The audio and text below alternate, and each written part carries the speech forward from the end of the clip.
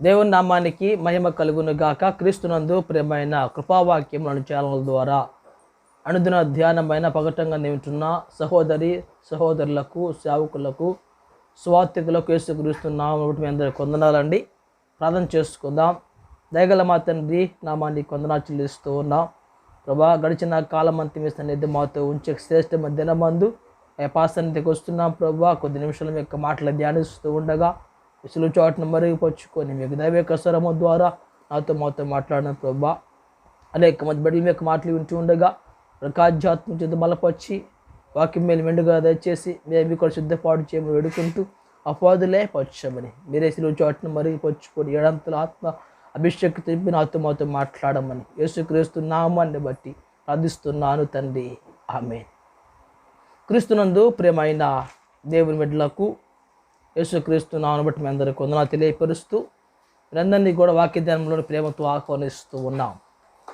ప్రకటన గ్రంథము 2-3 అధ్యాయాల్లో ఉన్న 7 సంఘాల గురించి మనం విపులముగా ధ్యానించుకుంటూ వస్తూ ఉన్నాం. తూతేర సంఘం గురించి 4వ సంఘమైన తూతేర సంఘం గురించి మనం ధ్యానిస్తూ ఉన్నాం. తూతేర సంఘంలో ఆ పట్టణం యొక్క వివరణ ధ్యానం చేసుకున్నాం. అలాగే ఆ పేరులో ఉన్న ఆత్మీయ అర్థాన్ని ధ్యానం చేసుకున్నాం. తూతేర సంఘాన్ని దేవుడు ఏ విధంగా బయలుపరుచుకున్నాడు, ఏ విధంగా మెచ్చుకున్నాడు, ఏ విధంగా తప్పు మోపిన్నాడు, ఏ విధంగా హెచ్చరిక చేసి ఉన్నాడు, దేవుడు ఏ విధంగా ఉపదేశం చేసి ఉన్నాడు ధ్యానం చేసుకున్నాం. ఏదైనా ప్రత్యేకంగా మనం జ్ఞాపకం చేస్తున్నట్లయితే 2వ అధ్యాయము 26వ లేఖన భాగంలో, నేను నా తండ్రి వలన అధికారం పొందినట్టు జయించుచు అంతం వరకు నా క్రియలు జాగ్రత్తగా చేయవానికి జనుల మీద అధికారం ఇచ్చేదను. అతడు ఇనుపదండముతో వారిని ఏలును. వారు కొమ్మరివాని పాత్ర వలె పగలగొట్టబడుదురు. మరియు అతనికి వేకువ చొక్క ఇచ్చేదను. సంఘములతో ఆత్మ చెప్పుచున్న మాట చెవుగలవాడు వినుగాక. చెవుగలవాడు వినుగాక అనే మాట ఇక్కడ మనం చూస్తూ ఉన్నాం. క్రీస్తునందు ప్రియమైన దేవుని బిడ్డలారా, ఇద్దరి మందు తూతేర సంఘానికి దేవుడిస్తున్న బహుమానం ఏమిటో మనం ధ్యానం చేసుకుందాం.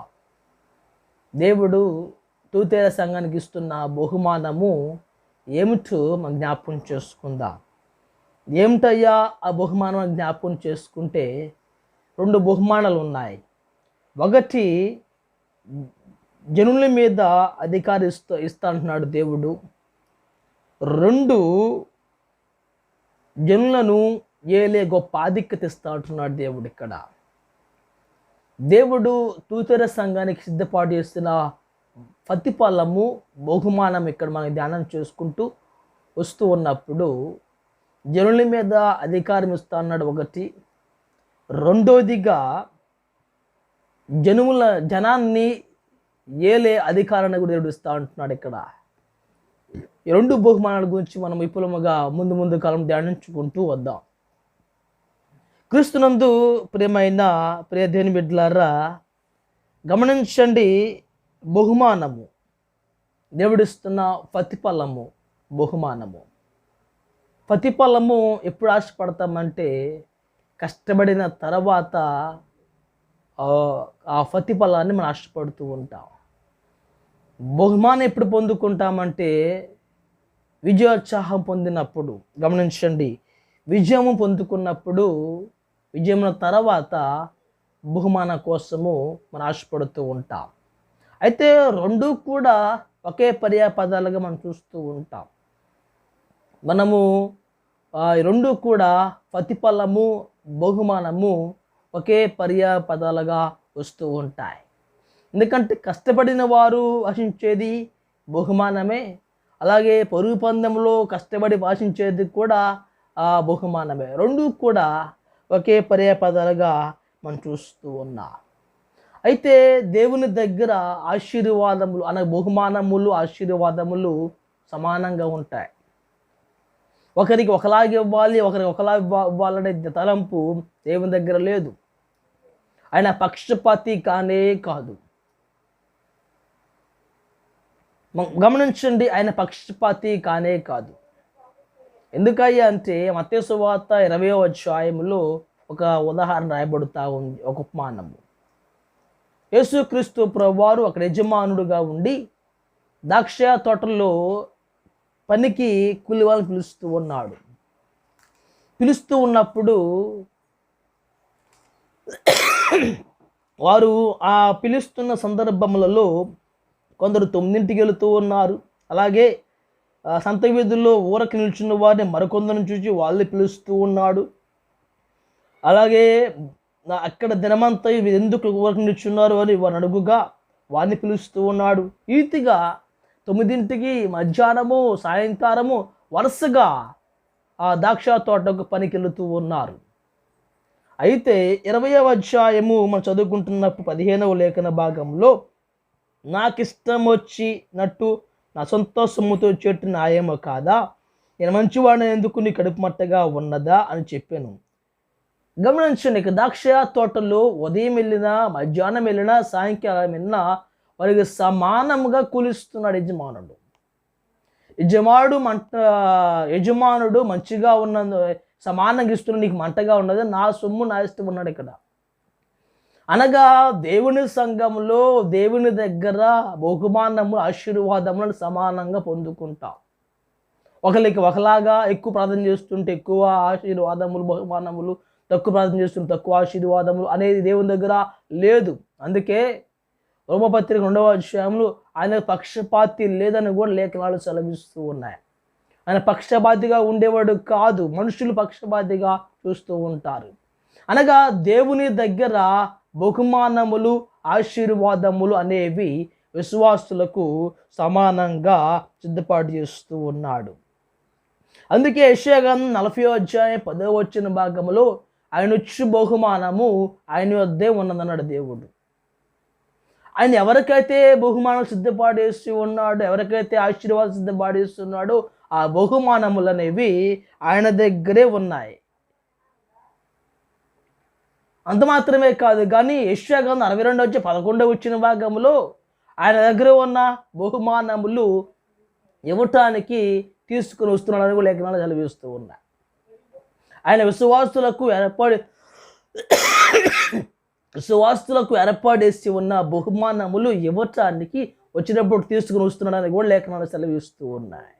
కాబట్టి ఆయన బహుమానము ఇవ్వటానికి వస్తున్నాడు కాబట్టి మనము తీసుకునే విధముగా మన జీవితాలను సిద్ధపాటు చేసుకోవాలి.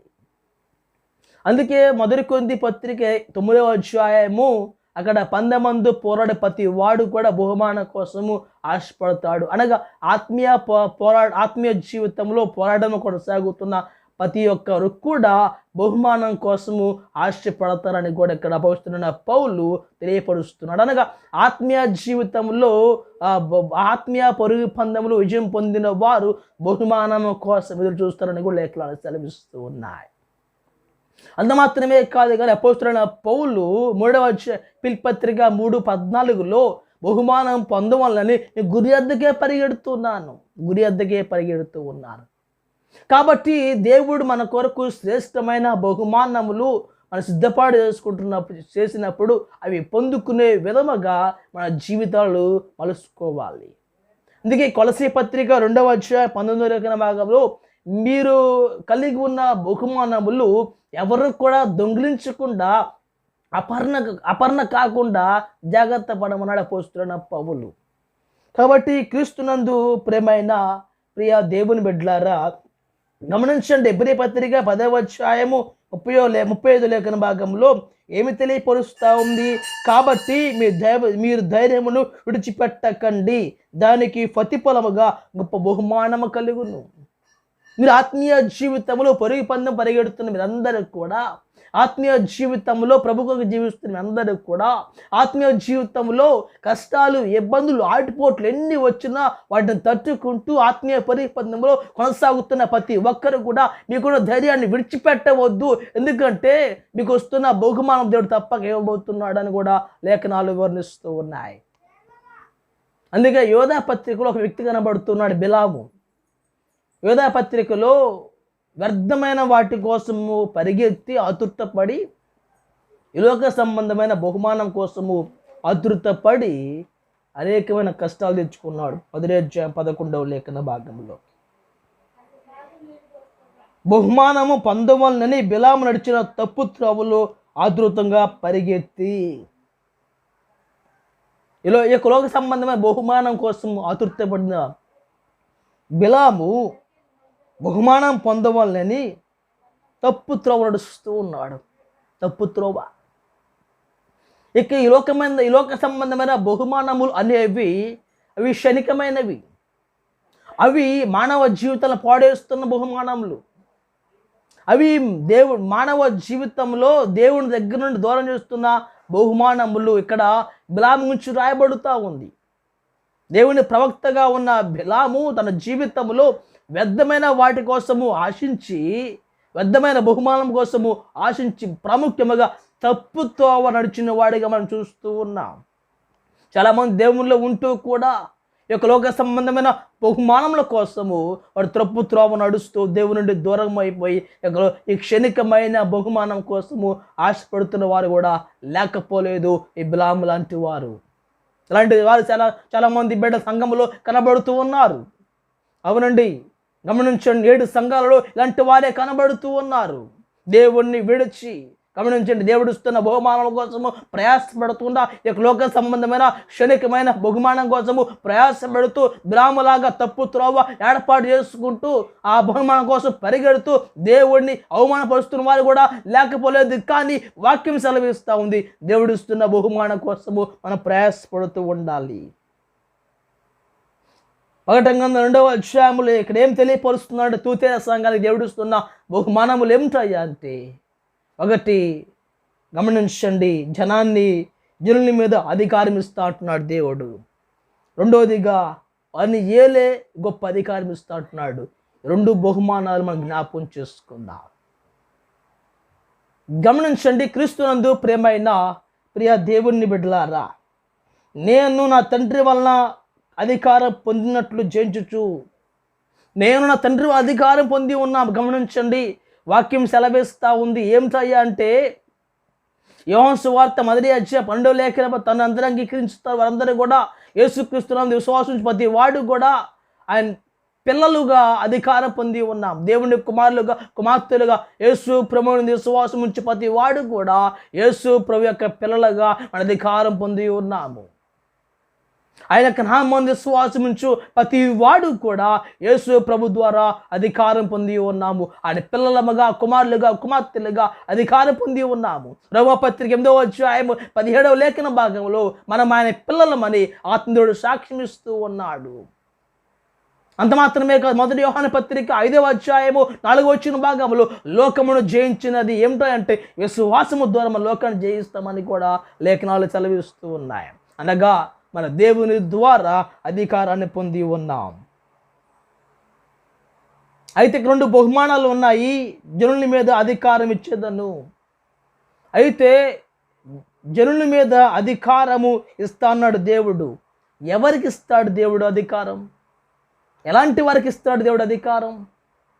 దేవుడు ఈ యొక్క ఫిలిప్పీ సంఘంలో అపోస్తలుడైన పౌలు కూడా బహుమానం కోసం ఏ విధంగా పరిగెత్తి బహుమానం కోసము సిద్ధపాటు వేసుకున్న రీతిగా ఇక్కడ తూతేల సంఘం జ్ఞాపకం చేసుకుంటున్నప్పుడు జనుల మీద అధికారం ఇచ్చేద్దని అన్నాడు దేవుడు. ఇక్కడ ఎవరికి అధికారం ఇస్తాడు? గమనించండి, ఎవరికి అధికారం దేవుడు ఇస్తున్నాడు? దేవుడు అందరికి ఇస్తాడు. దేవుడు ఎవరికి అధికారం ఇస్తాడు? దేవుడు జనుల మీద అధికారం దేవుడు ఎవరికి ఇస్తాడు? సంఘానికి వస్తూ ఇష్టానుసారంగా జీవిస్తున్న వారికా, బాప్తిస్మం పొందుకుని ఇష్టానుసారంగా జీవిస్తున్న వారికా, నేను మారు మనసు పొందాను, అపక్షమాన్ని పొందాను అనుకుని ఇష్టానుసారంగా జీవిస్తున్న వారికా, లేక నేను మారు మనసు పొందాను అని పైకి కనబడుతూ నమ్మకార్థంగా దేవుని పని చేస్తున్న వారికా, లేక ఫస్ట్ వారము లేక 2వ వారం బలలో పాల్గొని మిగతా వారం ఎగ్గొట్టుతున్న వారికా, లేక గమనించండి, దేవుని యొక్క లేఖన భాగాలు సెలవిస్తున్నాయి. దేవుడు ఎవరికి అధికారం ఇస్తాడు? దేవుడు ఇక్కడ తూతేర సంఘానికి ఇస్తున్న అధికారము, దేవుడు ఇస్తున్న బహుమానం ఏంటయ్యా అంటే అధికారం ఇస్తా అన్నాడు దేవుడు ఇక్కడ. అనగా నేను మరి బాప్తిస్ పొందుకుంటానని పాక్షేమ పొందుతానని ఒక నిర్ణయం తీసుకొని సంఘంలో చేర్చబడి నామకార్థంగా సంఘానికి కూస్తూ నామకార్థంగా బలలో పాల్గొని నామకార్థంగా దేవుడు పని చేస్తూ మరి మెరలా ఇష్టానుసారంగా జీవిస్తూ మనకి అధికారం ఇస్తున్నాడు దేవుడు. అలాంటి వారికి కదా అధికారం ఇచ్చే దేవుడు. తూతేర సంఘస్థులారా, జనులు వెళ్ళి అధికారం ఇస్తున్నాడు దేవుడు. ఆ అధికారము దేవుడు ఎవరికి ఇస్తాడని జ్ఞాపకం చేసుకుంటే 2వ అధ్యాయము 27వ భాగంలో అంతము వరకు నా క్రియలు జాగ్రత్తగా చేయవానికి దేవుని నామానికి మహిమ కలుగును గాక. అంతం వరకు దేవుని యొక్క క్రియలు చేయాలంట. అంతేకాని జనుల మీద అధికారం ఎవరికి ఇస్తాడంటే అంతవరకు దేవుని యొక్క క్రియలు చేయవానికి మాత్రమే. అంతేకాని మనసు పొంది బాప్తిసం పొంది నామకార్థంగా వచ్చిపోతూ సేవకులకి పైకి కనబడుతూ నేను పని చేస్తున్నాను, ప్రార్థన చేస్తున్నాను, నా మాటలు బాగున్నాయి, వసదన బాగుంది అని ఇష్టానుసారంగా జీవిస్తున్న వారికి మాత్రము దేవుడు ఇక్కడ ఎవరికి కూడా అధికారం ఇవ్వడు. అందుకే 2వ అధ్యాయము 21 భాగము 2వ అధ్యాయము 21-22 భాగంలో వాక్యం సెలవిస్తూ ఉంది. అంతరంద్రియములు పరిశీలిస్తున్న దేవుడు ఆయన. 119 కీర్తనలను కూర్చుంటా లేచుంటా పడుకుంటా అది ఎరిగిన దేవుడు ఆయన. మనం ఎలాగ జీవిస్తున్నామో సమస్తం ఎరిగిన దేవుడు ఆయన. మొదటి సమూయేలు గ్రంథము 16వ అధ్యాయం 8వ భాగంలో మనుషులు పై రూపాన్ని చూస్తారు కానీ దేవుడు అంతరంగం చూచువాడు ఆయన. అనగా సంఘానికి వస్తూ పోతూ నేను ప్రార్థన చేస్తున్నాను, పనిలో పాల్గొంటున్నాను, పనిచేస్తున్నాను సేవకుడు కనబడితే అది కుదరదు. అంతరంగాన్ని పరిశీలిస్తున్న దేవుని ఎదుట మనము నిర్దోషంగా కనబడుతూ ఉండాలి. గమనించండి, జనులను ఏదే అధికారము దేవుడు ఎవరికి ఇస్తాడని జ్ఞాపకం చేసుకుంటే అంతం వరకు దేవుని క్రియలు కొనసాగిస్తున్నావా? ఎవరు గమనించండి, అంతం వరకు దేవుని యొక్క క్రియలను జాగ్రత్తగా చేయాలి. జాగ్రత్తగా చేయలేకపోతే మన జీవితంలో ఆశీర్వాదం పోగొట్టుకుంటాం. ఏమిటి దేవుని క్రియలు ఎక్కడ? అంతం వరకు అనగా దేవుని రాకడ వచ్చేంత వరకు కూడా పైన కనబడుతూ ఉంది. ఆయన వచ్చేంత వరకు మీ కలిగి ఉన్న గట్టిగా పట్టుకోమన్నాడు. ఆయన మధ్యాకాశానికి వచ్చి పెళ్లి కుమారుడిగా మధ్యాకాశానికి వచ్చి బోర ఊదే అంతవరకు కూడా వధువు సంఘం పెళ్లి కుమార్తె తాము ఏమైతే పట్టుకున్నారో ఏమైతే కలిగి ఉన్నారో గట్టిగా పట్టుకొని ఎంతబడి గుంపులో ఉండాలి. అంతవరకు కూడా మన జీవితంలో మనము అంతవరకు మన జీవితాన్ని కొనసాగించాలి. ఈ క్షణికమైన జీవితంలో కష్టాలు వస్తూ ఉంటాయి, ఆడిపోట్లు వస్తూ ఉంటాయి, శోధనలు వస్తూ ఉంటాయి, సమస్యలు వస్తూ ఉంటాయి. అవన్నీ జయించుకుంటూ వెళ్ళిపోయినా ఏమి జీవితంలో రెట్టింపు ఆశీర్వాదం పొందుకోలేదా? అంతవరకు దేవుని క్రియలు, ఇక్కడ క్రియల జ్ఞాపకం, దేవుని క్రియలు అనగా దేవుని ఆజ్ఞలు, దేవుని క్రియలు అనగా దేవుని ఆజ్ఞలు అనగా అంతం వరకు దేవుని యొక్క ఆజ్ఞలు జాగ్రత్తగా గైకొని వారు మాత్రమే జనుల మీద ఏలే అధికారం ఇస్తాడు దేవుడు. గమనించండి, ఆజ్ఞలు అనగా ఆయన కట్టడాలు, ఆయన మాటలు, నియమ నిబంధనలు. అవును, జనాంగ ఇష్టానుసారంగా జీవిస్తున్నప్పుడు జనాభా ఇష్టానుసారంగా ఆజ్ఞలు అనగా కట్టడములు, నియమ నిబంధనలు, దేవుని మాటలు. జనాభా ఇష్టానుసారంగా జీవిస్తున్నప్పుడు మోషేని సినాయి కొండ మీద పిలిచి కొన్ని ఆజ్ఞలు ఇచ్చాడు దేవుడు. ఎందుకంటే కొన్ని నియమ నిబంధనలు ఉంటేనే వారి జీవితాలు బాగుంటాయి, వారి పాపం చేయకుండా ఉంటారు అని దేవుడు మోషేని సినాయి కొండ మీదకి పిలిచి కొన్ని ఆజ్ఞలు ఇస్తూ ఉన్నాడు. నియమ నిబంధనలు ఉండకపోతే మన పనుల ముందు కొనసాగలేము. చదువుకునే వాడికి స్కూల్లో నియమ నిబంధనలు ఉంటాయి, జాబు చేస్తున్న వారికి చేస్తున్న జాబులో నియమ నిబంధనలు ఉంటాయి, సంఘంలో నియమ నిబంధనలు ఉంటాయి. అలాగే మనం ఏ పని చేస్తున్నా నియమ నిబంధనలు లేకపోతే ఆ పని సఫలకృతం కాదని ఉద్దేశంతో వారు యాత్ర కొనసాగిస్తున్న సందర్భాలలో మోషేని పిలిచి లేవికాండం 26:46 వచ్చినము, అలా నిర్గమకాండం 23వ అధ్యాయములో సినాయి కొండ మీదకి మోషేని పిలిచి 10 ఆజ్ఞలు ఇస్తూ ఉన్నాడు. అలాగే లేవికాండం 27:34 వచ్చినము కొన్ని ఆజ్ఞలు వారికి ఇస్తూ ఉన్నాడు. అంతం వరకు కూడా దేవుని ఆజ్ఞలను జాగ్రత్తగా గైకొని వారు మాత్రమే ఏలే అధికారం అని పొందుకుంటారు. నిర్గమకాండం 20వ అధ్యాయం 6వ భాగములో దేవుని ఆజ్ఞలను పాటిస్తున్న వారికి వారు 1000 సంవత్సరాలు కూడా కరుణించే దేవుడై ఉన్నాడు. 1000 సంవత్సరాలు, 1000 తరాలు, 1000 సంవత్సరాలు. కాబట్టి నీ నా జీవితాలలో జనులు వెళ్ళే అధికారం ఎవరు పొందుకుంటారంటే అంతం వరకు దేవుని క్రియలు అనగా దేవుని ఆజ్ఞలను ప్రకారము గైకొని వారు మాత్రమే. గమనించండి, నీ నా జీవితాలలో దేవుని ఆజ్ఞలను మనం పాటిస్తున్న వారిగా ఉండాలి. దేవుడు యేసు ప్రభువు లోకంకి వచ్చిన తర్వాత పైకి వెళ్ళిపోతున్నప్పుడు మత్తయి సువార్త 20వ అధ్యాయంలో చెప్పాడు, చివరి ఆజ్ఞ అనేక మంది శిష్యులుగా చేయండి, తండ్రి కుమారుని యొక్కయు అనేక మంది బాప్తీసం ఇమ్మన్నాడు దేవుడు. చివరి ఆజ్ఞ కూడా మనం చేయాలి. మత్తయి సువార్త 28వ అధ్యాయంలో 28వ అధ్యాయం 18, 19, 20 వచ్చిన భాగంలో ఏమి తెలియపరుస్తున్నా జ్ఞాపకం చేసుకున్నట్లయితే, నేను మీకు ఏ సంగతులు ఆజ్ఞాపించుతున్నా వాటన్నిటిని గైకొనవలెను వారికి బోధించండి.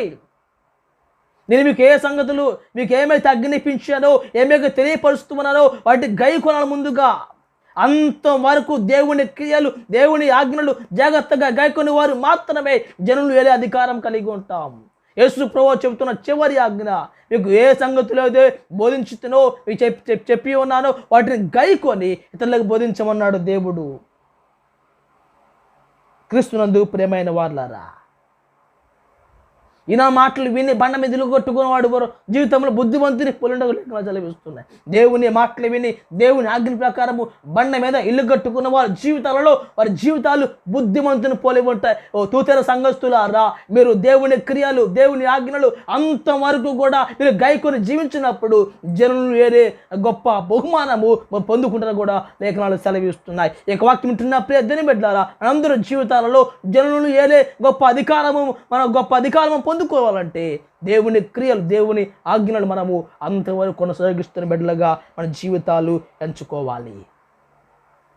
క్రీస్తునందు ప్రేమైన ప్రియ దేవుని బిడ్డలారా, యేసు క్రీస్తు ప్రభువు ఈ లోకానికి వచ్చి విధి రూపకమైన ఆజ్ఞలు మానవ జీవితాలను ఇష్టానుసారంగా పాడేస్తున్నప్పుడు, విధి రూపకమైన ఆజ్ఞలు మానవ జీవితాన్ని పతనం చేస్తున్నప్పుడు, విధి రూపకమైన ఆజ్ఞలు మానవ జీవితాన్ని క్షణికమైన జీవితంగా దేవునికి దూరం చేస్తున్నప్పుడు, ఎఫెసీ పత్రిక 2వ అధ్యాయము 14 వచ్చిన ప్రకారము ఆయన మనకు సమాధానమై ఉండి మీకును మాకును ఉండిన ద్వేషం అనగా విధి రూపకమైన ఆజ్ఞలు గల ధర్మశాస్త్రమును ఆయన శరీరం మందు కొట్టివేడి చేత మధ్య గోడను పడగొట్టి ఉభయలను ఏకము చేశాను. యేసు క్రీస్తు, గమనించండి, ధర్మశాస్త్రం సంబంధమైన క్రియలు, ఆజ్ఞలు మానవ జీవితంలో విధి రూపకమైన ఆజ్ఞలు గల ధర్మశాస్త్రములు ఆ శరీరం మీద కొట్టివేశాడు. అనగా ఈ లోక సంబంధమైన ఆజ్ఞలు దేవునికి దూరం చేసిన సందర్భాలలో యేసు క్రీస్తు ప్రభువారు ఆయన కాచిన రక్తము ద్వారా తండ్రి మనలను దేవుడు ఏకము చేశాడు. విధి రూపకమైన ఆజ్ఞలను, ధర్మశాస్త్రం నుండి ఆ శరీరం ద్వారా కొట్టివేసి దేవునికి దూరమైపోతున్న బిడ్డలను యేసుక్రీస్తు ప్రభువు పరమ తండ్రికి దగ్గరగా ఏకము చేసినట్లుగా మనం చూస్తూ ఉన్నాం. అంతవరకు దేవునికి ఆజ్ఞను పాటిస్తున్నావా? దేవుని ఆజ్ఞలను అంతవరకు జాగ్రత్తగా గైకొనాలి. జాగ్రత్తగా గైకొనకపోతే మన జీవితాలలో ఆశీర్వాదాలు అన్నీ కూడా కోల్పోతూ ఉంటాం. గమనించండి, ఆజ్ఞలు గైకుంటే అంతవరకు దేవుని ఆజ్ఞలు అంతవరకు గైకుంటే మనం పొందుకునే మేలు ఏమిటయ్యా అంటే, 1 యోహాను సువార్త 14వ అధ్యాయము అంతవరకు దేవుని ఆజ్ఞలు మనం గైకుంటమ ద్వారా 21 వచ్చిన భాగంలో ఏం తెలియపరుస్తూ ఉందంటే, నా ఆజ్ఞలను అంగీకరించి వాడు గైకుని వాడే నన్ను ప్రేమించువాడు. మన దేవుని ఆజ్ఞలను మనము పాటిస్తున్నామంటే, గైకుంటామంటే ఏమిటయ్యా అంటే, దేవుని ఆజ్ఞలను గైకుని వాడే నన్ను ప్రేమించువాడు. అనగా దేవుని ఆజ్ఞలు గైకుని వాడు దేవుని ప్రేమిస్తాడు. నన్ను ప్రేమించువాడు నా తండ్రి వలన ప్రేమించబడును, నేను వారిని ప్రేమించి వాడిని కనపరుచుకుందును. దేవుని ఆజ్ఞను పాటించేవాడు, గైకుని వాడు నన్ను ప్రేమిస్తాడు, నన్ను ప్రేమించేవాడు తండ్రి ప్రేమిస్తాడు. అంత మాత్రమే తండ్రి చేత ప్రేమించబడతాడు, నేను వాడికి కనపరుచుకుందును వాక్యం సెలవిస్తూ ఉంది. దేవుని ఆజ్ఞలను మనం పాటిస్తున్నామంటే అంతవరకు మనం దేవుణ్ణి ప్రేమిస్తున్నామని అర్థము. అందుకే 14వ అధ్యాయము మనం జ్ఞాపకం చేసుకుంటే 15 వచ్చి, మీరు నన్ను ప్రేమించిన ఎడల నా ఆజ్ఞలు గైకొందురు. మనం దేవుడిని ప్రేమిస్తున్నామంటే ఆజ్ఞను గైకుంటాం, ఆజ్ఞను గైకుంటున్నామంటే దేవుడిని ప్రేమిస్తున్నామని అది లేఖనాలు సెలవిస్తూ ఉన్నాయి. ఆజ్ఞను పాటిస్తున్నావా? దేవుడు తెలియపరిచిన ప్రతి ఆజ్ఞ, ఆ నియమ నిబంధన కూడా మనం క్షుణ్ణంగా పాటిస్తూ గైకుంటూ జాగ్రత్తగా గైకుంటూ, నువ్వు జాగ్రత్తగా గైకుంటున్నామంటే జాగ్రత్తగా దేవుణ్ణి ప్రేమిస్తున్నామని అర్థము. అందుకే మొదటి యోహాను పత్రికలు తెలియపరుస్తూ ఉంది. 5వ అధ్యాయము 3వ లేఖన భాగంలో ఒక శ్రేష్టమైన మాట తెలియపరుస్తూ ఉంది. ఏమిటయ్యా అంటే, ఆయన ఆజ్ఞలను గైకొనుంటే దేవుణ్ణి ప్రేమించుట. దేవుని ఆజ్ఞలను గైకొనుంటే దేవుణ్ణి ప్రేమిస్తున్నాము. మన తండ్రి ప్రేమిస్తున్నామంటే అర్థం ఏమిటి? ఆయన మాట వింటే తండ్రి ప్రేమిస్తున్నావు. ఆయన మాట వినకపోతే తండ్రి ప్రేమించట్లేదని అర్థము. నువ్వు తల్లిని ప్రేమిస్తున్నావంటే తల్లి మాట ఫస్ట్ వినాలి. వింటేనే ఆ వినుటలో ప్రేమ కనబడుతూ ఉంది. అలాగే దేవుని ఆజ్ఞను మనం పాటిస్తున్నప్పుడు ఆ పాటిస్తుంటలోనే మన తండ్రి ప్రేమను మనం వ్యక్తపరుస్తున్నామని అర్థము. అందుకే నేను ఆ జీవితాలను జ్ఞాపకం చేసుకుంటే 2వ యోహాను పత్రికలో తెలియపరుస్తూ ఉంది. మనం ఆయన ఆజ్ఞ ప్రకారం నడుచుకున్నట్టే ప్రేమ, ఆయన ఆజ్ఞ ప్రకారము నడుచుకున్నట్టే ప్రేమని కూడా లేఖన భాగాలు సెలవిస్తూ ఉన్నాయి. నేను ఆ జీవితాలలో దేవుని ఆజ్ఞను మనము గైకుంటున్నామంటే దేవుణ్ణి ప్రేమిస్తూ ఉన్నా, ఆయన చేత ప్రేమించబడుతున్న వారికి మాత్రమే ఆయన ఆగపడతాడు, అనగా ఆయన కనపరుచుకుంటాడు, ఆయన ప్రత్యక్షమవుతాడు, ఆయన తన దైవిక స్వరం ద్వారా మాట్లాడతాడు. దేవుని ఆజ్ఞలు పాటిస్తున్నావా? పాటిస్తే ఆయన ప్రేమిస్తున్నావా అని లెక్క. పాటిస్తే గమనించండి, దేవుని ద్వారా ప్రేమించబడుతున్నామని కూడా లేఖనాలు సెలవిస్తున్నాయి. పేతురుని ప్రేమిస్తున్నావా? ప్రేమిస్తున్నా. నన్ను ప్రేమిస్తున్నా అని కూడా ఇక్కడ లేఖనాలు సెలవిస్తూ ఉన్నాయి. నేను ఆ జీవితాలలో మన దేవుని ఆజ్ఞను పాటిస్తున్నామంటే మన దేవుణ్ణి ప్రేమిస్తున్నామని కూడా లేఖనాలు సెలవిస్తూ ఉన్నాయి. దేవుని ఆజ్ఞలను మనము గైకుంటున్నామంటే దేవుని ప్రేమను కూడా గైకొని ముందు కొనసాగుతున్నామని కూడా జ్ఞాపకం చేసుకోవాలి. మన జీవిత కాలం అంతం వరకు ఆజ్ఞలను పాటిస్తున్నామంటే అంతం వరకు కూడా మనం దేవుని ప్రేమిస్తున్నాము, దేవుని చేత ప్రేమించబడుతున్నాము అని కనపరుచుకున్నామని కూడా లేఖనాలు సెలవిస్తున్నాయి. రెండోది మనం జ్ఞాపకం చేసుకుంటే యోహాను సువార్త 15వ అధ్యాయము 10వ లేఖన భాగంలో, నేను నా తండ్రి ఆజ్ఞలను గైకొని ఆయన ప్రేమ నిలిచి ఉన్న ప్రకారము మీరు ఆజ్ఞలను గైకున్నడలా నా ప్రేమ నిలిచి ఉంటారు. దేవుని ఆజ్ఞలను గైకున్న వారు దేవుని ప్రేమలో నిలిచి ఉంటారు. దేవుని ఆజ్ఞలు మనం పాటిస్తున్నామంటే, జాగ్రత్తగా గైకుంటున్నామంటే దేవుని ప్రేమలో నిలిచి ఉంటున్నామని లేఖనాలు సెలవిస్తున్నాయి. దేవుని ప్రేమలో నిలిచి ఉంటున్నామా? నిలిచి ఉంటున్నట్టుగా స్థిరముగా జీవించాలి. కొలసి 2వ అధ్యాయం ఇంటి వలె కట్టబడచ్చు స్థిరంగా ఉండమన్నాడు దేవుడు. మనము స్థిరమైన జీవితాలు కలిగి ఉండాలి, అనగా దేవుని ప్రేమలో స్థిర జీవితాన్ని కలిగి ఉండాలి. అనగా దేవుని యొక్క ఆజ్ఞలు, నియమ నిబంధనలు అంతవరకు గైకొని పాటిస్తున్న వారి జీవితంలో దేవుని ప్రేమలో వారి స్థిర జీవితాన్ని కలిగి ఉంటారు. దేవుని ప్రేమలో నిలిచి ఉంటున్నావా? లేక అస్థిర జీవితము కలిగి, నామకార్థ జీవితం కలిగి, క్షణికమైన జీవితం కలిగి దేవుని ఆజ్ఞను పాటించకుండా మార్గమధ్యంలో నీ జీవితాన్ని పతనం చేసుకుంటున్నావా? దేవుణ్ణి ప్రేమిస్తున్నామంటే దేవుని ప్రేమలో నిలిచి ఉండడం అంటే ఆటిపోట్లు వచ్చినా తప్పిపోకూడదు, సమస్యలు వచ్చినా తప్పిపోకూడదు, ఇబ్బందులు వచ్చినా తప్పిపోకూడదు, కష్టం వచ్చినా తప్పిపోకూడదు. ఎన్ని ఆటిపోట్లు, సమస్యలు, కష్టాలు, లోటుపాట్లు, మన ప్రాణము పోయేంత స్థితి వచ్చినా దేవుని ప్రేమలో నిలిచి ఉండాలి. ఏవో జీవితంలో కుమారులు, ఆస్తి, సంపద అందరూ వెళ్ళిపోయి శరీరం అంతా పాడైపోయి కుష్ఠరోగం వచ్చినా దేవుని ప్రేమలో నిలిచిన వాడిగా కనబడుతూ ఉన్నాడు. తను చేసుకున్న భార్య అనేక మాటలంటూ ఉన్నా దేవుని ద్వారా మేలు పొందుకోవాలి, ఆశీర్వాదం పొందుకోవాలన్నట్లుగా మాట్లాడుతూ ఉన్నాడు. ఈ వాక్యం వింటున్నప్పుడే దేని మెడ్లారా, దేవుని ఆజ్ఞలు మనం పాటిస్తున్నామంటే దేవుని ప్రేమలో నిలిచి ఉండాలి. మన దేవుని ప్రేమలో స్థిరముగా నిలిచి ఉండాలి. మూడవదిగా 2వ యోహాను పత్రిక 4వ వచన భాగంలో ఏమి తెలియపరుస్తూ ఉందంటే, తండ్రి వలన మనం ఆజ్ఞలను పొందిన ప్రకారము నీ పిల్లల్లో కొంత సత్యం అనుసరించి నడుచుకున్నట్లుగా గైకు బహు సంతోషిస్తున్నాను. దేవుని ఆజ్ఞలను పాటిస్తున్నామంటే మన సత్యాన్ని అనుసరిస్తున్నామని అర్థము. దేవుని ఆజ్ఞ ప్రకారము మనం జీవిస్తున్నామంటే, దేవుని ఆజ్ఞ ప్రకారము నిబంధన ప్రకారము అంతవరకు మన జీవితాన్ని కొనసాగిస్తున్నామంటే దేవుని సత్యాన్ని అనుసరిస్తున్నామని జ్ఞాపకం చేసుకోవాలి. సత్యం అనగా యేసుక్రీస్తు ప్రభువారు. నేనే మార్గము సత్యము జీవమై ఉన్నాడు యేసుక్రీస్తు ప్రభువారు. యోహాను సువార్త 17 ప్రకారము నీ వాక్యమే సత్యం అన్నాడు దేవుడు. అలాగే యోహాను సువార్త 18 భాగంలో ఏం తెలియపరుస్తుందంటే, సత్యము నుంచి సాక్ష్యము ఇవ్వటానికి లోకానికి వచ్చి పుట్టుతున్నాడు యేసుక్రీస్తు ప్రభువారు. సత్యం గురించి సాక్ష్యము చెప్పటానికి యేసు ప్రభువారు వచ్చారు. ఆ సత్యం అనగా ఎవరో కాదు, యేసుక్రీస్తు ప్రభువారే.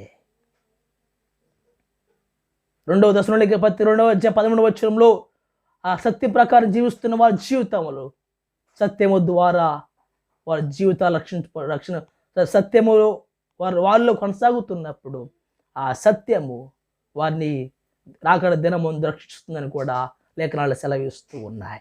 ఈయన జీవితాలలో సత్యం గురించి అనగా దేవుని ఆజ్ఞలను పాటిస్తున్నామంటే సత్యములో మనం నిలిచి ఉంటుంటాం. ఆ సత్యము ఎవరో కాదు, నేనే మార్గము సత్యము జీవము, యేసుక్రీస్తు ప్రభువారు.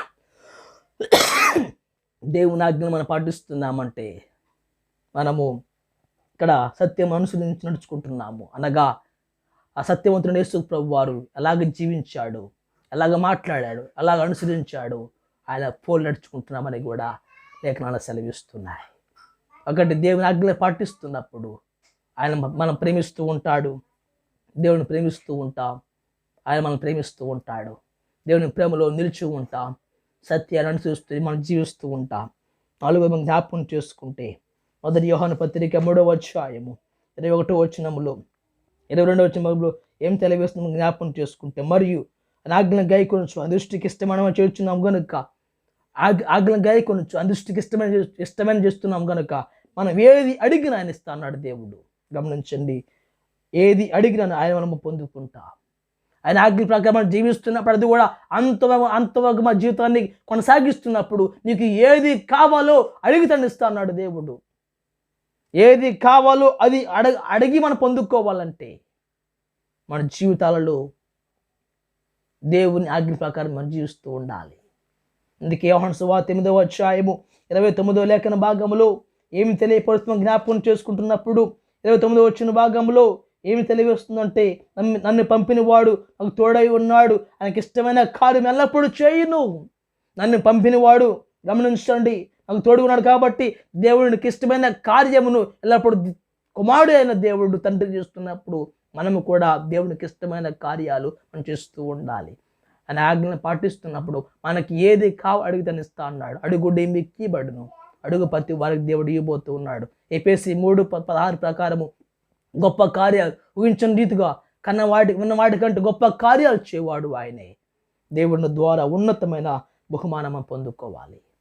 అందుకే 1 యోహాను పత్రిక 5వ అధ్యాయం 14వ వచనంలో ఆయన చిత్తానుసారంగా మనం ఏది అడిగినా ఇస్తా అన్నాడు. ఎప్పుడు ఆయన చిత్తానుసారంగా ఏది అడిగి మనం పొందుకోవాలంటే మన దేవుని ఆజ్ఞల ప్రకారం మనం జీవించాలి, ఆజ్ఞలను పాటిస్తూ ఉండాలి.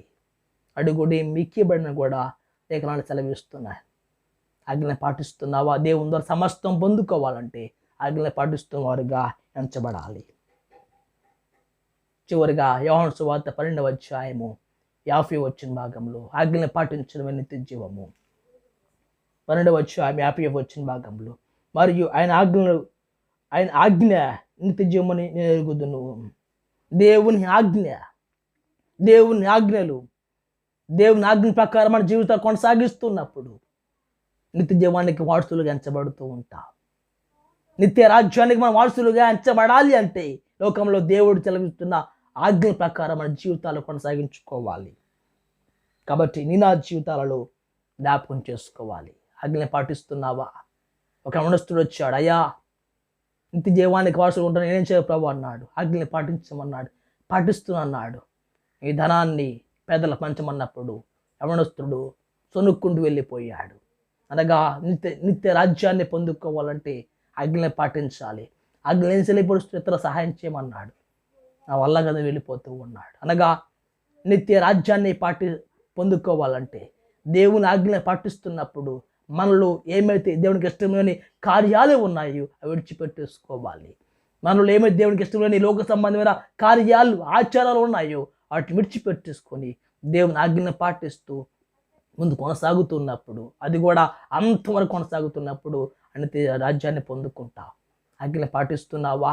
నిత్య రాజ్యాన్ని కోసం దేవుడు సిద్ధం చేస్తున్నాడు. నిత్యము జీవించే రాజ్యము దేవుడి కోసము సిద్ధం చేశాడు. కాబట్టి నిత్య రాజ్యాన్ని పొందుకోవాలంటే నేను ఆ జీవితాలలో గమనించండి, ఆజ్ఞ ప్రకారం జీవించాలి. అది కూడా అంతం వరకు కొనసాగుతూ ఉండాలి. గమనించండి క్రీస్తునందు ప్రేమ వాళ్ళారా, ఇక్కడ తూతెర సంఘం దేవుడు ఇస్తున్న బహుమానం ఏమిటయ్యా అంటే, జనులు ఏదే అధికారం ఇస్తున్నాడు. ఎవరు వెళతారంటే అంతవరకు దేవుని క్రియలనగా దేవుని ఆజ్ఞ పాటిస్తున్న వారు మాత్రమే. కాబట్టి దేవుని ఆజ్ఞ మనం అంతవరకు కొనసాగిస్తున్నప్పుడు, దేవుని ఆజ్ఞ పాటిస్తున్నామంటే ఆయన ప్రేమిస్తున్నాము, ఆయన ప్రేమించబడతాం. దేవుని ఆజ్ఞ పాటిస్తున్నామంటే దేవుని ప్రేమలో నిలిచి ఉంటున్నాం. దేవుని ఆజ్ఞ పాటిస్తున్నామంటే దేవుని సత్యం జీవిస్తున్నాం. ఆజ్ఞ పాటిస్తున్నామంటే గమనించండి, అడిగినవన్నీ ఇస్తా అన్నాడు దేవుడు. ఆజ్ఞ ప్రకారం పాటిస్తున్నామంటే నిత్య జీవనం కొరకు రెడీగా ఉన్నది. గమనించండి, ప్రేమకు ప్రతిరూపము యేసుక్రీస్తు ప్రభువారు. ఆజ్ఞలను పాటిస్తున్నామంటే దేవుడు యేసుక్రీస్తు ప్రభువారు మనల్ని ప్రేమిస్తూ ఉన్నాడు. ఆజ్ఞలను పాటిస్తున్నామంటే ఆయన ప్రేమ నిలిచి ఉంటున్నాం. యేసు ప్రభు మన జీవితాన్ని మన జీవితాన్ని స్థిర జీవితం ఇచ్చేవాడు ఆయనే. సత్యం అనగా యేసుక్రీస్తు ప్రభువారే. అడిగింది ఇవ్వాలన్నా కూడా యేసు ప్రభు ద్వారా గొప్ప దేవుడు యేసు ప్రభు ద్వారా మాత్రమే. నిత్య జీవాన్ని కూడా ఇచ్చేవాడు కూడా యేసు ప్రభు మాత్రమే. ఇక వాక్యం ఉంటున్న ప్రియ దేవుని బిడ్డలారా, తూతెర సంఘం దేవుడు ఇస్తున్న బహుమానం ఏమిటయ్యా అంటే, జనాన్ని అధికారం ఇస్తా అన్నాడు. ఎవరు వెళ్తారంటే అంతవరకు దేవుని ఆజ్ఞ పాటిస్తున్న వారు మాత్రమే. నేను ఆ జీవితాలలో జ్ఞాపకం చేసుకుందా, ఏ సంఘంలో రక్షణ పొంది ఉన్నావు, బాప్తిసం పొంది ఉన్నావు, ఆ సంఘంలో మన జీవిత కాలం అంతం వరకు కూడా దేవుని ఆజ్ఞలను మన ప్రకారం జీవిస్తున్నామంటే, ఆయన ప్రేమిస్తూ ఉన్నాం. అంతవరకు ఆయన ఆజ్ఞలు పాటిస్తూ ఆయన ప్రేమిద్దాం. అంతవరకు దేవుని ఆజ్ఞలు పాటిస్తూ ఆయన ప్రేమలో నిలిచి ఉందాం. అంతవరకు దేవునికి ఆజ్ఞలు పాటిస్తూ సత్యాన్ని అనుసరిద్దాం. అంతవరకు దేవునికి ఆజ్ఞలు పాటిస్తూ దేవునితో సమస్తం పొందుకుందాం. అంతం వరకు దేవుని ఆజ్ఞలు పాటిస్తూ నిత్య జీవాన్ని పొందుకుందాం. అంటే కృప దేవుడిచ్చును గాక. ప్రార్థన చేసుకుందాం. దయగల మా తండ్రి, నామానికి వందనాలు. తూతెర సంఘాన్ని మీరు సిద్ధపడేస్తే బహుమానము వేరే మాతో మాట్లాడారు. ఇంకా అనేక మంది బిడ్డలు ఆజ్ఞలు పాటించకపోతే, నిన్ను ప్రేమించకపోతే, మేము ప్రేమించి మేలు పొందుకునే భాగ్యం తెచ్చాను. చెప్పిన మాటలు అర్థం కాకుండా వాళ్ళు ఫలింపచేసి మీకు సిద్ధపాటు చేయమని, వాక్య మేలు ప్రభు వింటున్న ప్రతి కుటుంబాన్ని మెండుగా తెచ్చేయమని, ఆ కుటుంబాలను మెండుగా దీవించి మీకు సిద్ధపాటు చేయమని యేసుక్రీస్తు నామమును బట్టి ప్రార్థిస్తున్నాను తండ్రి. ఆమేన్.